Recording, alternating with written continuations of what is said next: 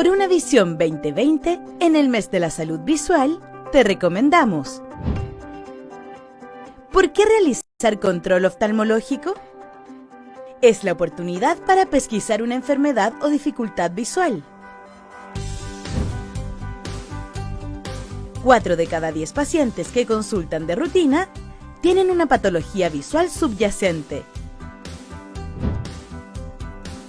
Una atención oftalmológica oportuna puede detectar enfermedades que, si no son diagnosticadas precozmente, pueden causar ceguera irreversible. Sociedad Chilena de Oftalmología.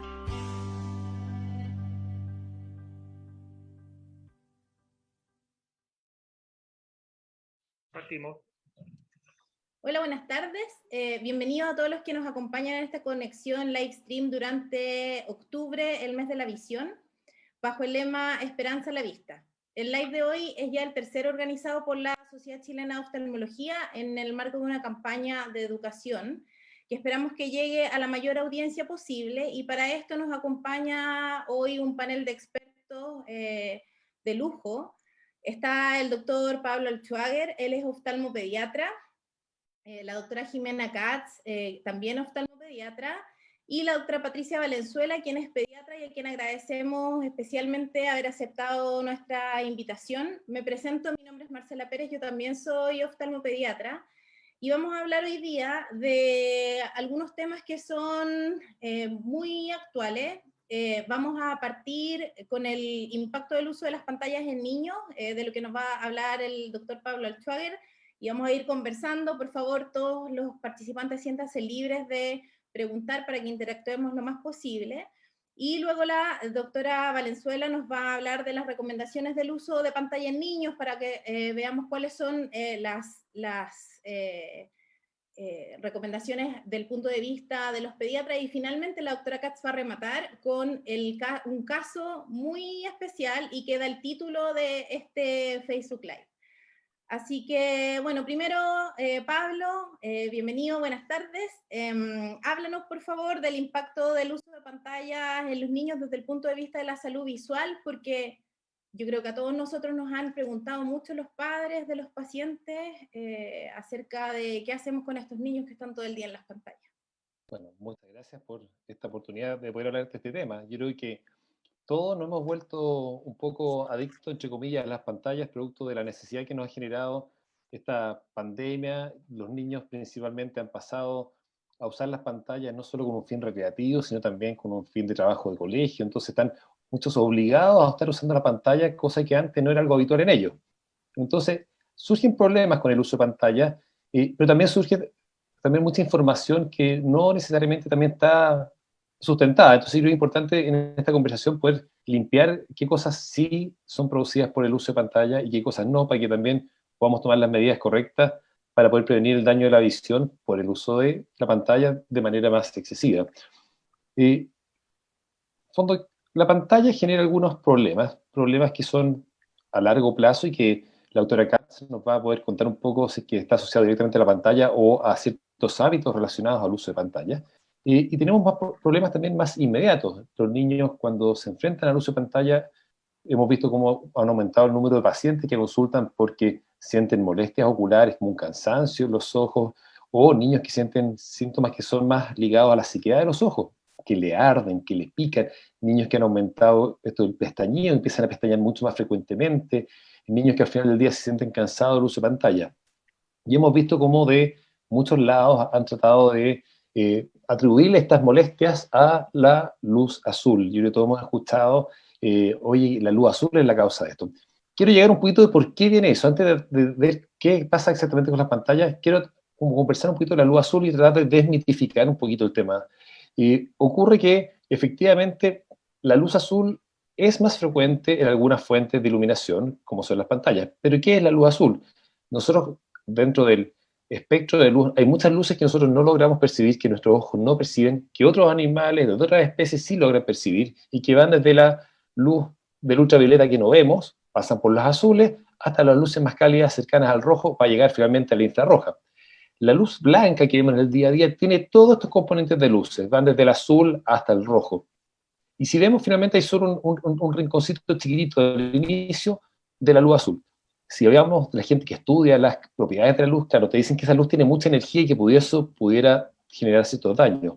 Pero la luz azul es muy importante. ¿Y por qué viene la moda? Quizás yo le digo moda porque en verdad la luz azul siempre ha estado, y no es que ahora haya aparecido el último año, junto con el coronavirus, la luz azul.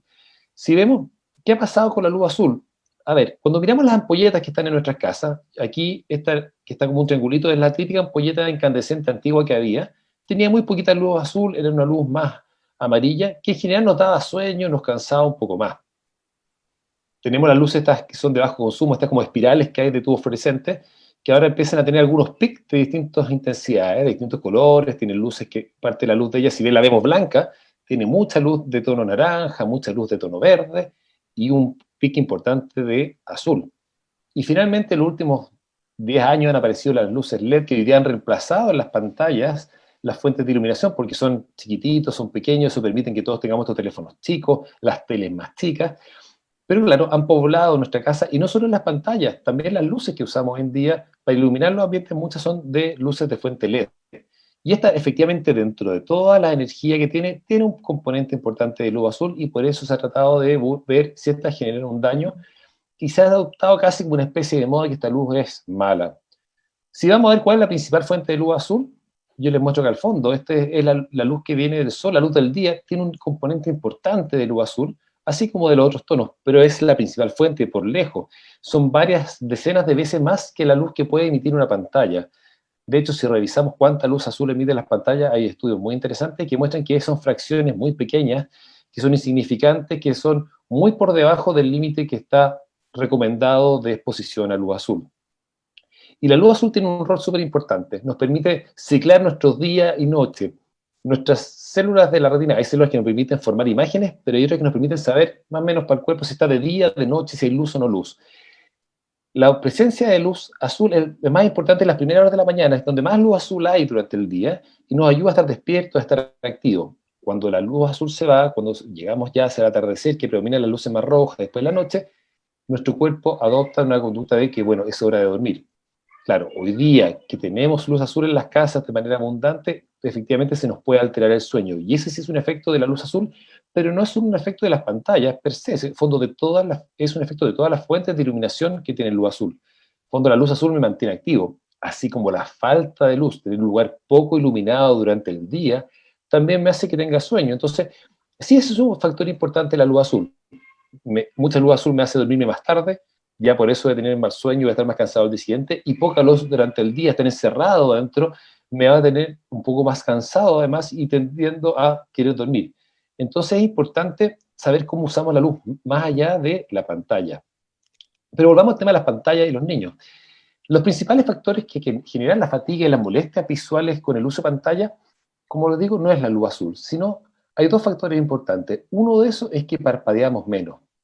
Nuestros ojos para ver necesitan estar bien lubricados. La lágrima forma una película bien simétrica en la superficie del ojo que permite que veamos bien. Y además nos da un confort, y constantemente el parpadeo ayuda a que la lágrima se vaya renovando. Normalmente parpadeamos cada 4 segundos, o sea, como 15 veces durante un minuto. Pero los estudios que ven qué pasa con nuestra visión cuando estamos mirando pantalla muestran que baja el parpadeo a 4 veces fondo por minuto, o sea, baja de manera significativa, tiempo en el cual la lágrima se evapora y los ojos por lo tanto pueden arder, pueden doler. Y a veces nuestros ojos cuando se secan en forma así como de respuesta a esta sequedad tratan de lagrimear, entonces pueden estar secos aunque estén lagrimeando, sentimos lagrimeo como abundante, los ojos mojados, pero nos arden, nos pican, sentimos como arena. Y a los niños les pasa eso y muchas veces por eso empiezan con este pestañeo frecuente, tratando como de lubricar los ojos o literalmente como rascarse los ojos usando los párpados. Y el otro motivo es la fatiga visual. Nuestros ojos descansan mirando de lejos. Cada vez que miramos de cerca, nuestros ojos tienen que hacer un esfuerzo, se contrae un músculo dentro del ojo para poder enfocar, se contraen otros músculos que nos permiten que nuestros ojos miren lo mismo, los ojos se tienen que juntar para mirar de cerca, y eso, claro, está muy preparado nuestro ojo para poder hacerlo, pero no para hacerlo de manera sostenida.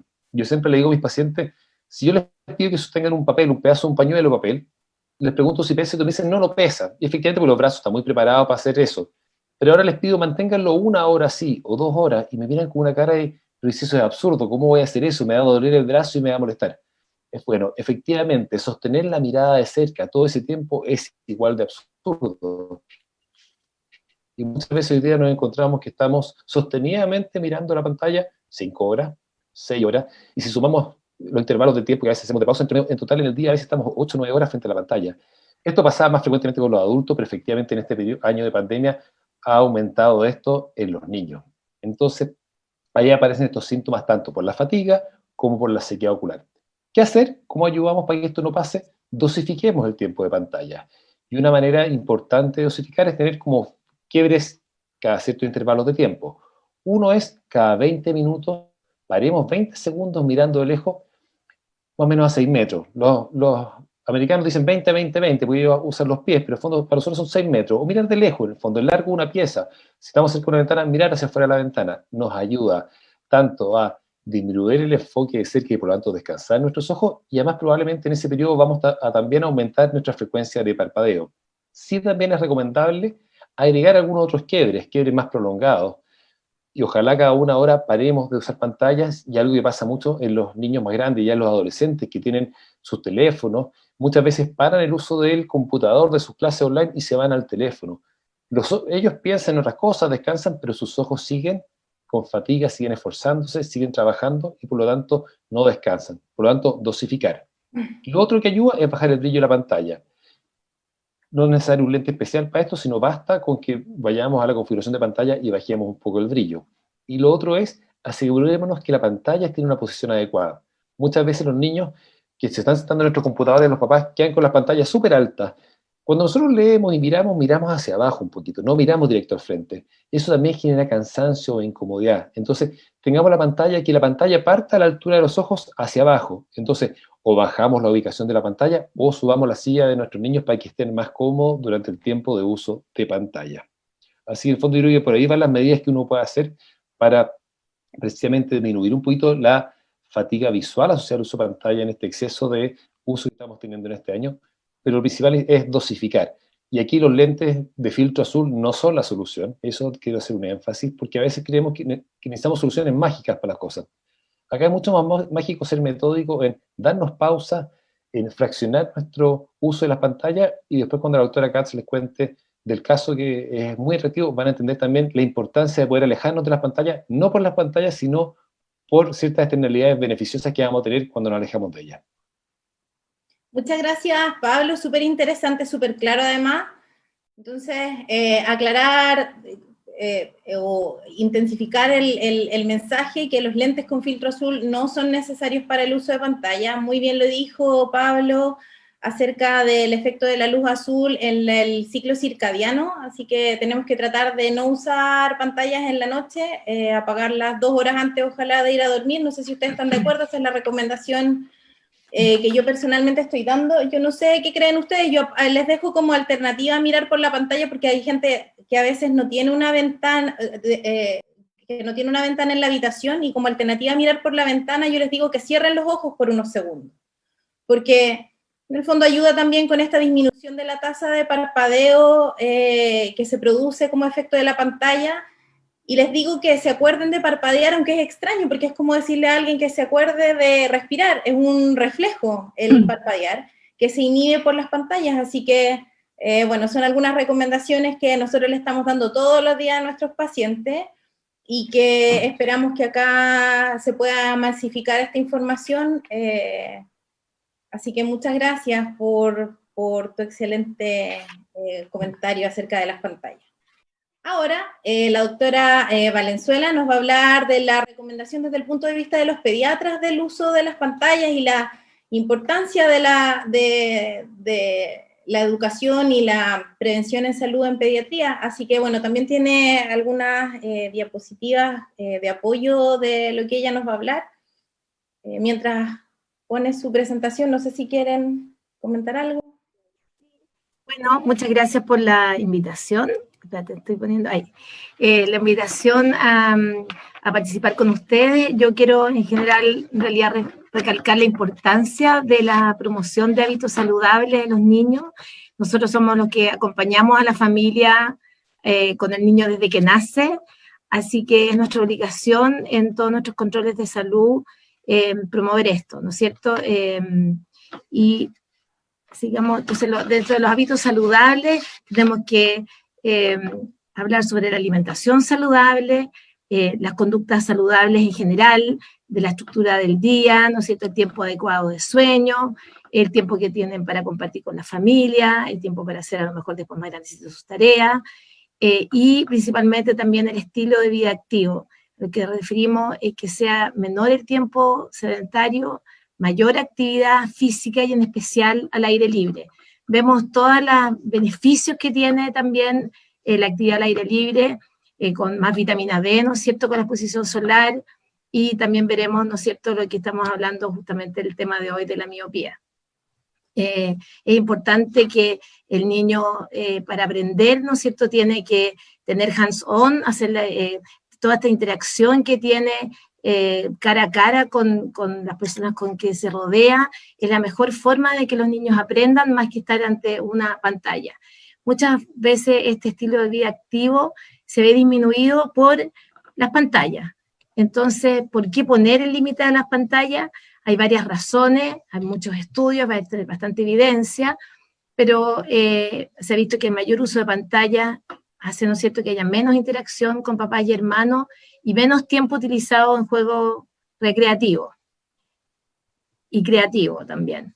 También el mayor uso de pantalla se ha visto que disminuye el tiempo de lectura y toda esta imaginación importante que los niños adquieren leyendo libros o compartiendo con lecturas o que los papás le lean, también se ve disminuida. Y además hay otros efectos en la salud, ¿no es cierto?, del exceso de pantalla. O sea, probablemente las pantallas en sí no son tan malas, el problema es el exceso de pantalla, ¿no es cierto? Y tenemos la obesidad, en que se ve que hay un aumento de consumo, que junto que están viendo las pantallas, un aumento de consumo de alimentos calóricos, bebidas, menor consumo de vegetales, de fruta, que acompaña a la pantalla, ¿no es cierto? Hay más problemas con el sueño, se ve que los niños en general tienen insomnio de conciliación, o sea, les cuesta quedarse dormidos, tienen reducción de las horas totales de sueño y andan bastante dormidos durante el día. Efecto en el desarrollo psicomotor, porque como les decía, los niños necesitan aprender haciendo, tocando las cosas, explorando, metiendo las manos, entonces, y además, como les decía, esta parte de interactuar con el otro. No es lo mismo que uno le trate de enseñar algo a través de una pantalla, ¿no es cierto?, a que eso mismo tú se lo vayas a enseñar a tu hijo mirándole a los ojos y haciéndolo de forma interactiva. De manera que el exceso de pantalla va a hacer que pierdan las oportunidades, ¿no es cierto?, para practicar también todas las habilidades de comunicación y interpersonales con las demás personas. Y también problemas de atención, se ha visto también que hay mayor frecuencia de trastornos de déficit atencional. Por lo tanto, yo quería compartir con ustedes, por último, cuáles son las recomendaciones de la Academia Americana de Pediatría de este año. Fueron las nuevas recomendaciones que se dieron el 31 de enero de este año, en que la Academia Americana dice evitar la exposición a pantalla en los niños menores de 18 meses. O sea, no uso, no exposición a pantallas para nada. Si la mamá quiere alguna música, ponemos la radio, cantamos, pero no pantallas. Y lo único que podría ser, y especialmente en el tiempo de pandemia, que hemos visto el aumento, ¿no es cierto?, porque tenemos que comunicarnos con la familia. Yo también soy abuela, así que también me gusta ver a mi nieto a través de la pantalla, es esta videollamada para ver a los familiares junto a sus padres. Entre el año y medio y los 2 años, aquellos papás que realmente quisieran, que realmente o necesitan que en algún momento pueda uno ver algo de pantallas con los niños, podía ser, pero escoger de alta calidad, un programa de alta calidad y estar con el niño, en que uno le va mostrando las cosas para que no se pierda esta interacción que es tan importante para el crecimiento y desarrollo óptimo de los niños. Entre los 2 y los 5 años, limitar las pantallas a no más de 1 hora al día, también de programas de alta calidad, no más.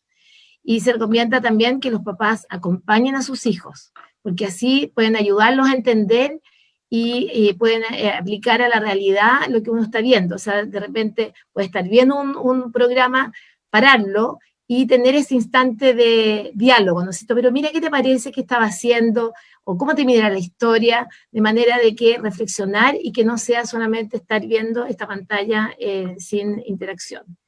Los niños mayores de 6 años también hay que poner límites claros de tiempo, y que es más difícil probablemente pero hay que hacerlo de manera de que no vayan desmedro de estas actividades, ¿no es cierto?, al aire libre, que son tan importantes, como va también a mostrar la doctora Katz, de manera que también no altere sus actividades, sus horas de sueño, las horas de compartir con otros, ¿no es cierto?, y la actividad física, de manera que hay que designar estos tiempos y lugares libres de medios digitales para compartir en familia. Hay varios videos que muestran que uno también debería llegar a la casa y dejar, ¿no es cierto?, el celular en la entrada de la casa y no tomarlo más, tampoco tenerlo al lado del velador, sino que llegar a la casa y desconectarse para realmente tener este tiempo en familia y no seguir conectado con las pantallas y con los medios como el teléfono. Y por último les quería dejar Chile Crece Contigo, tiene programas muy bonitos y tiene algunas, si los papás quieren entrar, ¿no es cierto?, niños y niñas frente a las pantallas, sabemos qué hacer. Ahí se ve, ¿no es cierto?, el papá acompañando a la niña, mirando un programa de niños, mientras la mamá con el chiquitito que no ve pantallas puede estar jugando, todos en familia, y hay actividades que pueden hacer, qué tipo de programas, qué tipo de juegos se pueden hacer mirando esta pantalla, pero en tiempo limitado, pero interactuando con los niños. Yo creo que eso es como lo más importante. Además de este estilo de vida activa y aire libre, bicicleta, juego a la pelota e interactuar con los amigos. Eso es. Muchísimas gracias, súper interesantes todas las recomendaciones. Nos llegan algunos comentarios en el Facebook. Excelentes recomendaciones, qué cantidad de cosas que uno como padre no sabe para evitar problemas visuales en nuestros hijos. Sigan mandándonos preguntas, nosotros felices de responderlas. Al final podemos conversar un poco más acerca de las dudas de nuestros auditores. Así que, bueno, ahora vamos a hablar, la doctora Jimena Katz es oftalmopediatra, yo tengo el gusto de trabajar con ella, y nos va a hablar de la miopía, y de los estilos de vida saludables y prevención de la miopía. Nos va a contar qué es la miopía y por qué es tan importante prevenirla. Y nos va a mostrar una historia, nos va a contar una historia muy interesante acerca de cuál es la influencia de la genética y del ambiente en los problemas de miopía. Así que, Jime, cuando quieras. Bueno. Gracias por la invitación, Marce. Qué bueno vernos a todos unidos en esta cruzada, que estamos todos alineados. Creemos que el problema son las pantallas y parece que no es tanto. Estamos preocupados en el mundo entero. Está aumentando la cantidad de niños miopes y de adultos miopes, por tanto. ¿Y qué es la miopía? La miopía es cuando uno ve mal de lejos, o sea, de cerca, ni un problema, pero de lejos se ve borroso, no hay caso, y generalmente no es de los niños muy pequeñitos, va apareciendo durante la infancia y tiene la característica que va aumentando habitualmente. Entonces, ser miope es ser corto de vista, lo que se llama corto de vista es ver mal de lejos. ¿Cuáles son las causas? Tradicionalmente sabíamos que la miopía corre en familias, ¿no es cierto? Si el papá es miope, la mamá, el abuelo, más probable, no seguro, pero más probable que los niños sean miopes, y todos sabemos esto, que hay familias con más tendencia a miopía. También otro factor de riesgo de ser miope es haber sido muy chiquitito, muy prematuro al nacer. Los niños muy, muy prematuros también tienen más riesgo de miopía, pero en general lo más importante es la historia de la genética. Sin embargo, en las últimas décadas se ha notado en el mundo un aumento de la miopía muy grande. Esto partió por Asia, pero ha ocurrido en todo el mundo, en que cada vez hay más niños miopes, cada vez hay más niños cortos de vista, y hay lugares en que la mayoría de los adolescentes a los 18 años son miopes, y eso es algo preocupante. ¿Por qué es preocupante si uno le pone anteojos y se acaba el problema? No se acaba el problema, ese es el problema. Cuando son niños y ven mal, por supuesto, el colegio necesitan anteojos. Generalmente después, cuando son adolescentes, uno se pasa a una cierta edad, no muy chiquitito, uno se pasa a lente de contacto. Y finalmente, cuando uno tiene que 22, 23 años, la miopía se puede operar y con láser y listo. No, ese no es el problema. El problema es que la miopía después en la vida causa otras enfermedades de los ojos. Causa, no 100%, pero más riesgo de tener glaucoma, la presión de los ojos alta, más riesgo de tener desprendimiento de retina, en que la película donde se proyecta la imagen se cae, y más riesgo de tener una cosa que se llama maculopatía miópica por miopía. Estas 3 enfermedades lo pueden dejar ciego a uno. Por lo tanto, no da lo mismo ser miope o no ser miope. Uno tiene que tratar de prevenir ser miope o ser los miope lo más suave posible, porque es más riesgo mientras más arriba es la miopía después en los años. Y desgraciadamente la famosa operación para la miopía, que todos creemos que es maravilloso porque ya no tengo que usar anteojos, sí, no se tienen que usar anteojos, pero sigue estando el mismo riesgo de glaucoma, desprendimiento de retina y maculopatía miópica después en la vida. Entonces, a todos nos tiene súper preocupados por qué ha aumentado la miopía. Y como ha aumentado y existen las pantallas, los videojuegos, la tele, los computadores, todos han querido echarle la culpa a eso. Pero se ha demostrado por múltiples trabajos de Asia y ahora que se están replicando en otras partes del mundo que el factor más importante es el tiempo que se pasa al aire libre. Tradicionalmente los humanos estamos diseñados para que los niños salgan, juegan como hacíamos antaño, ¿no es cierto? Que jugábamos en la calle, jugábamos al aire libre, era parte mucho más normal de nuestra vida de niños. Y aparentemente el ojo necesita esa iluminación y ese sol para desarrollarse normal. Y en aquellos lugares donde los niños están demasiado tiempo encerrados, demasiado tiempo en el colegio, demasiado tiempo estudiando, y por eso esto partió en Asia, donde la educación es muy competitiva y es desde muy chico, pero ahora se está viendo en todo el mundo también, ahí se ocurre más, porque a los niños les falta tiempo para salir a jugar afuera, ¿ok? Eso se ha demostrado que es la principal causa de la epidemia de miopía que hay ahora en el mundo.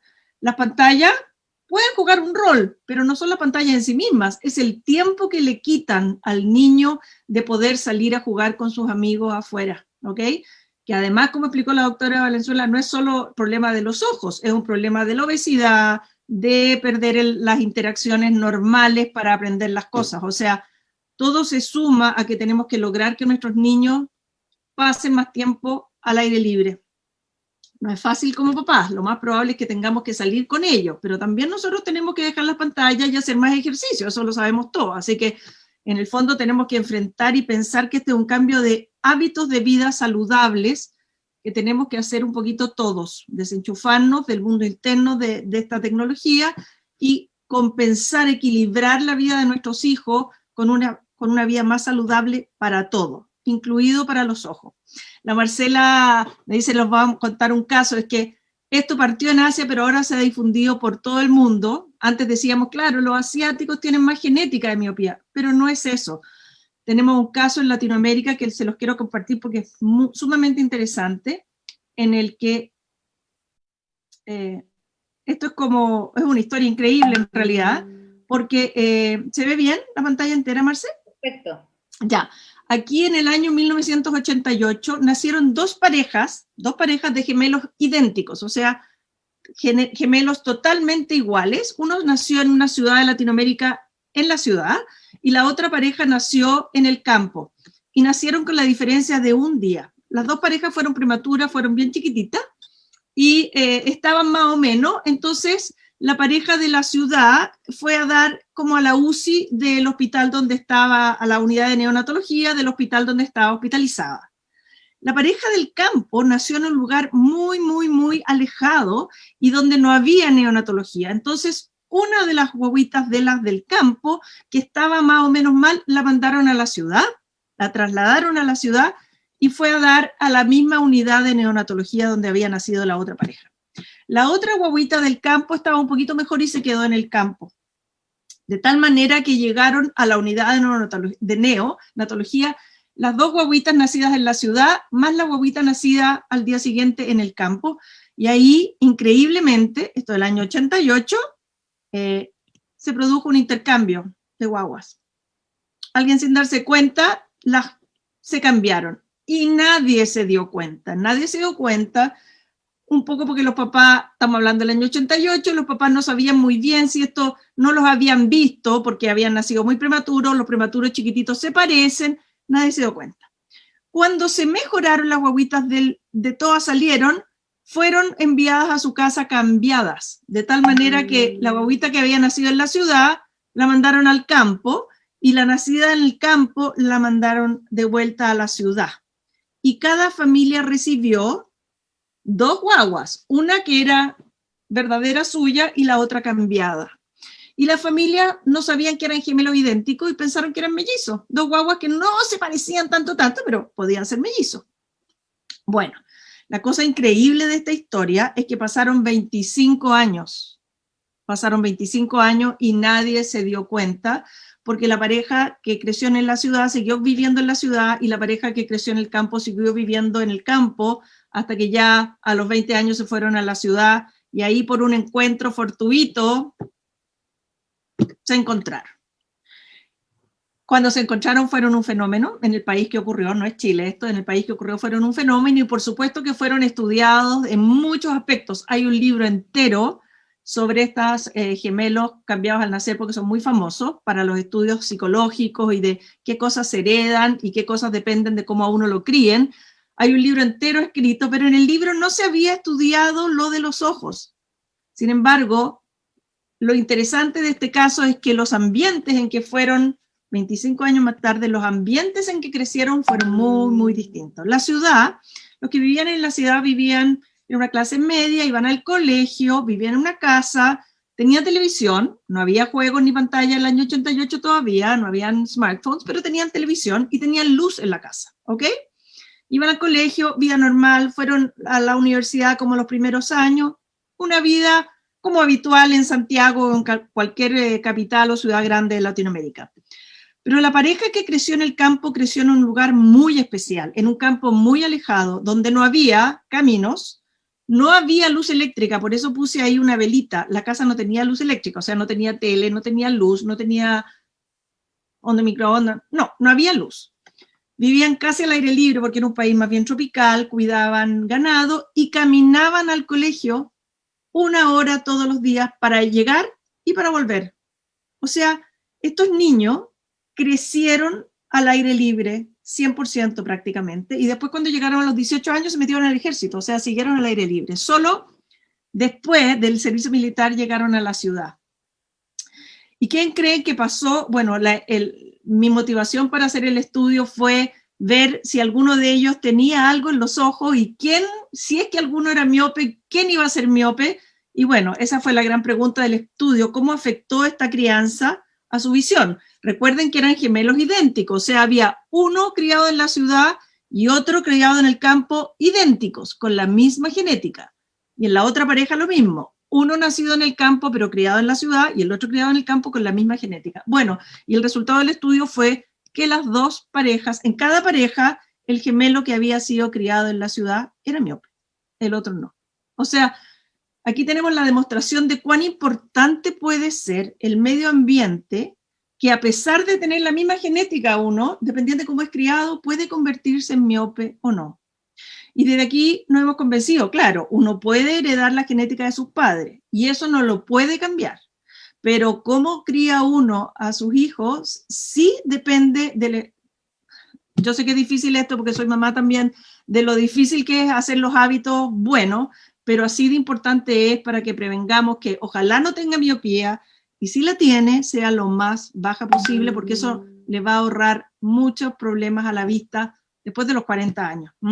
Entonces, esta es la visión que tenemos que tener todos claros de lo importante que es preservar la vida al aire libre para nuestros niños. ¿Tenemos que alejarlos de las pantallas? Sí.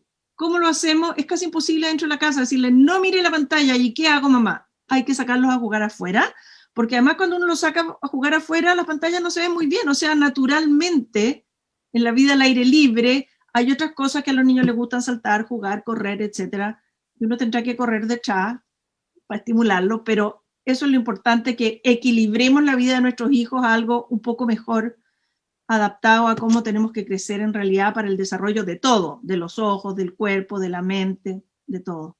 Ese es mi mensaje, ojalá que lo recuerden con este caso que es increíble. Gracias. Muchas gracias, Jimé. Ven que era súper interesante, esta historia es como de teleserie. Sí. O de película. Seguramente en unos años más va a estar la película. Así que bueno, no sé si tenemos preguntas de las personas que están conectados a nuestro Facebook. Tengo acá un comentario, dice, las nuevas enfermedades visuales producto de la exposición a las pantallas de teléfonos y computadores.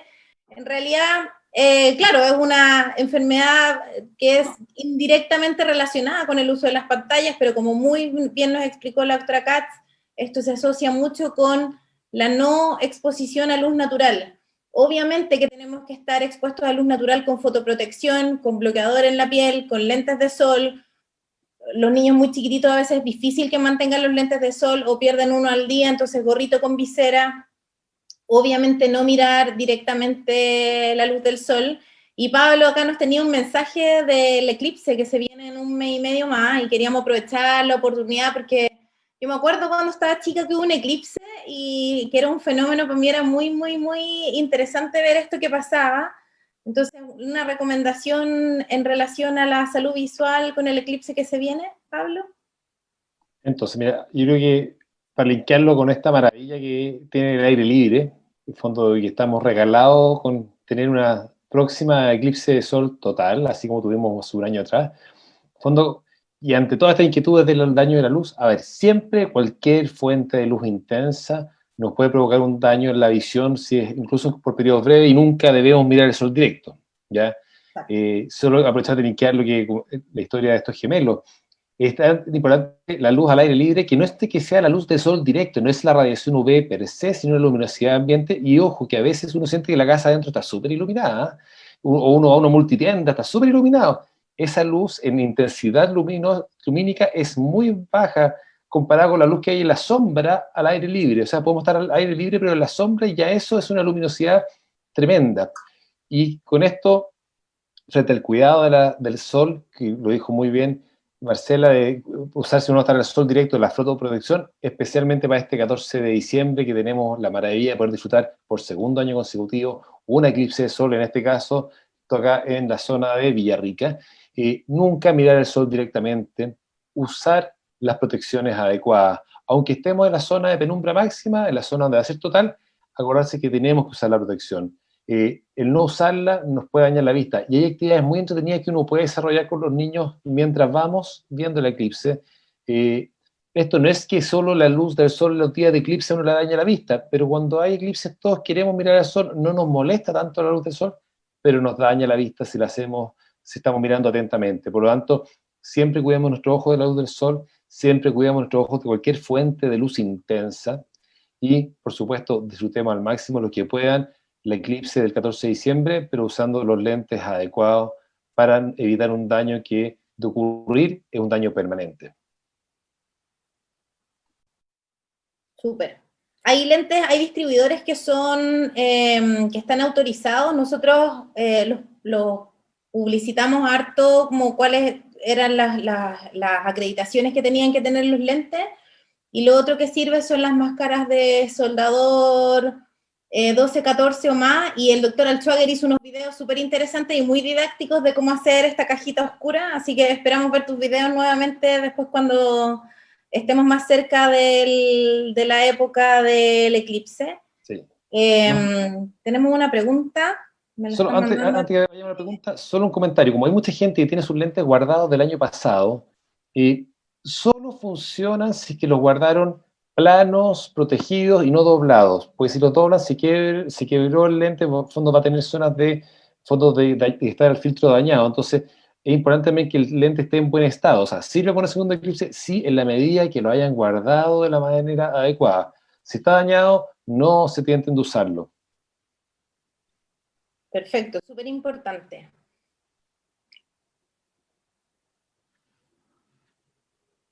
Bueno, no sé si quieren hacer algún comentario de las cosas que dijeron los otros miembros de acá de participantes. Tengo una pregunta acá, Jimé. A un niño bajo miope, ¿sería útil que no use lente en el PC y lectura para relajar un poco la visión? ¿O lentes y 20-20-20? no sé, perdón, ¿qué edad? Un niño, no, dice, un niño bajo miope, Ya, útil que no use lentes de sol, o sea, lentes en el PC y lectura para relajar un poco la visión, o lentes 20-20-20, como la teoría que era de la acomodación, para que nos sí. contéis un poco de No eso. se ha demostrado mucho que sirva usar o no usar los lentes para que aumente o disminuya, ¿ya? Yo te diría que depende de la edad del niño. Si es niño chico, podría no usar los lentes y usar poco el PC y no va a tener problemas. Si es un niño más grande, estoy pensando en un adolescente que se cansa en el computador, quizás el lente de cerca, el lente de miopía le va a ayudar porque le va a evitar que el ojo se evapore tan rápido la lágrima, así como se condensa mejor y quizás lo va a como aliviar desde ese punto de vista. O si tiene un poquito de astigmatismo, también el lente lo va a ayudar, pero no le va a influir mucho en que progrese o no la miopía. No. Es un mito bien arraigado en la, como Es en que la ha gente, que cambiado. usar el lente te mejora la miopía, o hace que no progrese Sí. la miopía, o No, hace que no eso progrese el vicio de refracción que sea, hay y todo tipo de mitos. Uno que es mejor usar los lentes para que no progrese, uno que es mejor no usar los lentes para que... Pero eso en realidad depende de la edad y de lo que uno tenga. Los niños bajo los 9 años, si tienen que usar lentes, los tienen que usar. Generalmente los más viejitos, si tienen que usar lentes, no es tan bueno que los usen, pero en realidad no hay una regla general. Y hay que preguntárselo al oftalmólogo cada vez que uno ve el lente, si es, ¿cómo es la regla? ¿Obligación usar? ¿Mejor no usar? ¿O da lo mismo? tenemos otra pregunta, dice, quisiera saber si así como se ha estudiado que la miopía tiene un factor ambiental importante, hay datos respecto a la hipermetropía y astigmatismo. No, No hay datos. no La hay datos. hipermetropía No y hay el astigmatismo tienen un efecto genético importante, pero no hay datos muy ambientales, no. claro.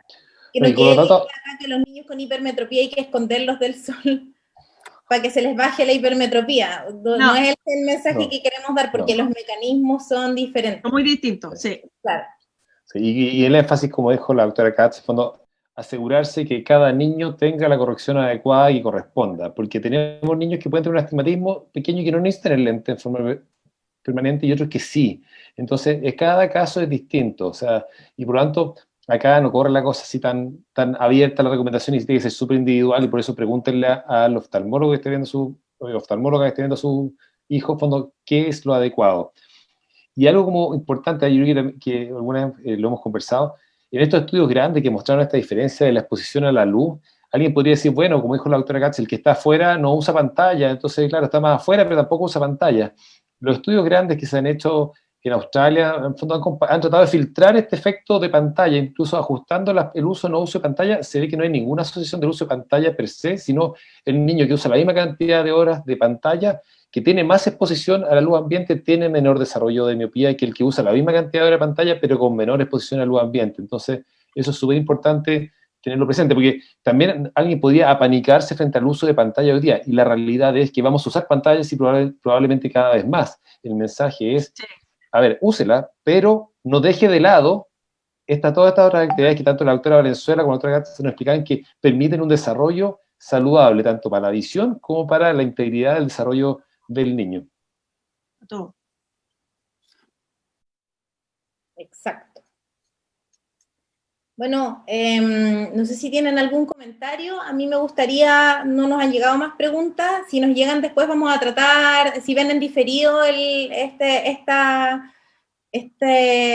conversación, vamos a tratar de responder sus preguntas, pero igual quisiera que nos dejaran algún mensaje, o sea, si tuvieras que decir una cosa, Pablo, una cosa, doctora Valenzuela, una cosa, doctora Jimena Katz, de mensaje con el que nos quedemos de esta conversación, ¿cuál sería? Alguien, el que quiera que parta. Trate de no decir que no a las pantallas, sino que proponga algo más entretenido afuera, aunque tenga que participar usted, me va a hacer bien también. Cierto. A todos. Que los papás se involucren en la crianza integral del niño y aprovecharlos porque además pasa tan rápido el tiempo de la niñez que hay que jugar con ellos, leer con ellos, hacer actividades entretenidas con ellos y que ayuden a la formación integral del niño y al aire libre, al aire libre. Súper. Yo solo complementaría que, si bien, como decía recién, vamos a estar igual a las pantallas y a veces nos preocupamos tanto de cómo nos sentamos, cómo nos paramos, cómo hacemos otras cosas, de tener las zapatillas adecuadas para que hagan deporte, tengamos también la ubicación adecuada para que cuando tengamos que usar pantalla estemos en las mejores condiciones, con buenas condiciones de fondo de ubicación de la pantalla, de cómo estemos sentados, de cómo lo usemos. O sea, como hay que hacerlo también, en el momento en que lo hagamos, hagámoslo de la mejor manera. Excelente. Hoy yo les quiero dar las gracias a nombre de la Sociedad Chilena de Oftalmología por darnos parte de su tiempo. Ha sido un agrado y un honor compartir con ustedes este mensaje que es tan importante.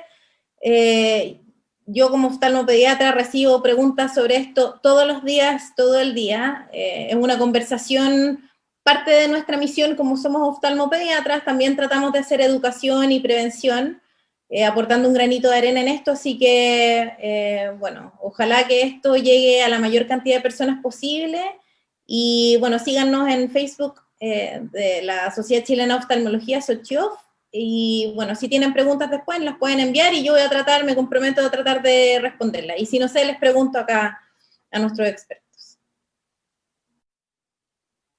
Eso, 1.000.000 de gracias.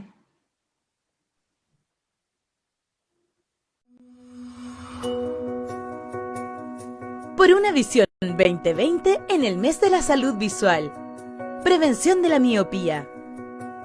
Producto de la cuarentena, hemos estado menos expuestos a la luz natural y más expuestos a las pantallas, aumentando los casos de miopía y fatiga visual. La luz natural estimula la producción de dopamina. La falta de esta hormona hace que el ojo tienda a agrandarse, causando la miopía. Es decir, que la imagen se genera por delante de la retina. Interactúa con la luz natural mediante actividades al aire libre, siempre protegiendo los ojos de la exposición al sol directo. Sociedad Chilena de Oftalmología.